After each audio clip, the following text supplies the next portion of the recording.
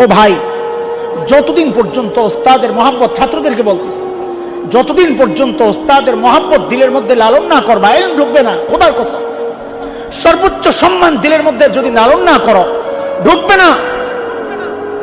দোয়া নেওয়ার ভান করো, ভান কি? ওই যে টুপিটা ময়লা, কথার কথা, তুমি জানো তোমাকে দিবে না, ছোট মানুষ, যা বলো না হুজুর টুপিটা ধুয়ে দিয়ে দেন না। আহা, এই কথার যে কত দাম এখন বুঝবা না। আমাদের মতো যখন একটু বুড়া হইতে থাকবা আর দেখবা কিছু মনে নাই, তখন বুঝবা যে হায়, ওই ছাত্র জমানায় যদি ওস্তাদদের আর একটু খেদমত করতে পারতাম। আফসোস করবা, কিন্তু টাইম শেষ হয়ে গেছে। একটু জুতাটা সোজা করে দিবা ওস্তাদদেরকে দেখলে, চোখে চোখে রাইখা কোনোদিন কথা বলবা না।